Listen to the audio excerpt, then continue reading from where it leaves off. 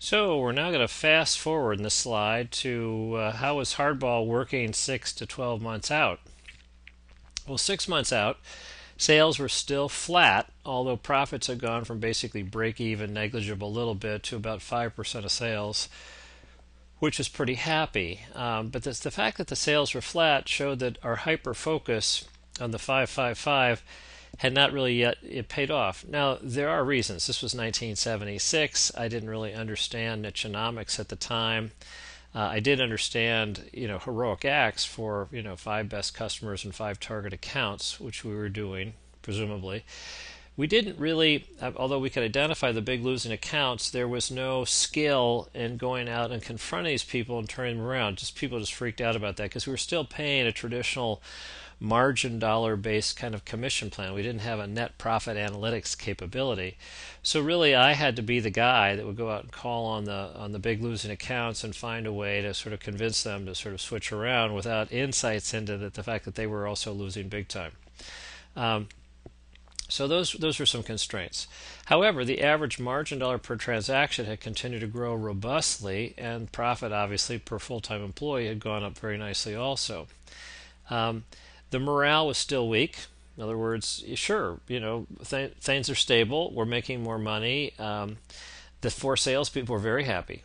They're very happy. The people were they were seeing and believing the numbers, but they still were emotionally upset about the fact that we had fewer active accounts and we were being so mean to these nice little people that they'd been doing business with in many cases for years. So obviously the moral of the story here, next time lessons would be, let's do massive amounts of education and repetition up front.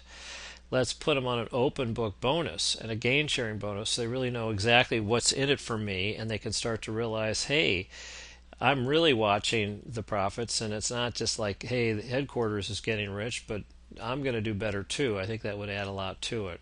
But an interesting thing happened 6 months out, and this is what does happen. When you do right things, you plant a lot of seeds, and quote, lucky opportunities come along, but really, in a sense, you made those things happen. They wouldn't be happening down the road if you hadn't done something to begin with.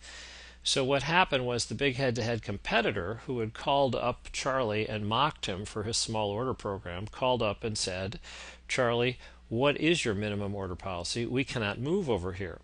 And so Charlie basically fibbed. He said, well, here's how you do the math on order size economics. I'll send you a copy of the letter that we sent out to all of our customers. Well, we didn't send it out to all of our customers. We only sent it out to the minnows. This guy went ahead and sent it out to all of his customers, who obviously were our target accounts in many cases. And so the day that letter hit, all of our people were at their appropriate accounts saying, have you heard about a new program? And these big customers said, yeah, darn it, here it is right on my desk. This really upsets me. Oh, well, we wouldn't do that to you, type of thing. So over the next 6 months, we were able to take at least half of their their 20 most profitable customers. Now, give us credit. We had actually been hyper focusing these people anyway and giving them better, number two kind of service, because for the first 6 months, our service was better to these big guys, and our competitor service was wilting. It was fading because he was so preoccupied taking care of and being paralyzed by all these minnows. So when a big customer switches from a regular old habit, this is who I've been buying from a long time kind of person, they don't just need a compelling service story experience that's going to switch them. They need to have some negative events that drive them away from the incumbent. So that's what happened, and the guy went out of business. So basically, we first hit him low with paralyzing, money-losing, kind of customers, and then we hit him high by stealing the accounts that mattered. So I think that the moral of the story is, let's make sure that we do these things a little bit better than I did the first time around. Let's make sure that we have nichenomics underway, so we actually do have a better total service value proposition. Let's make sure that we have the skills and the LIPA to go out and start turning around the losing accounts into winners, because they're still buying a lot of stuff from us.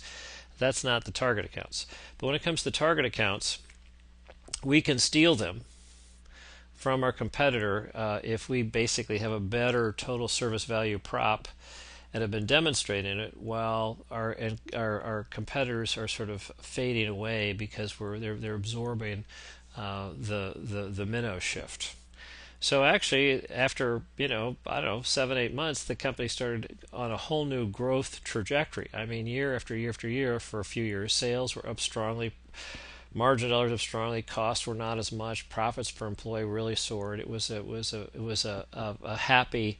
Let's go get all this new low-hanging fruit time for this particular company, and it was commemorated in a case study by Harvard Business School called Paper Distributors Inc. KC, the Small Order Problem. The first four cases had been on sales management, and so it still works today.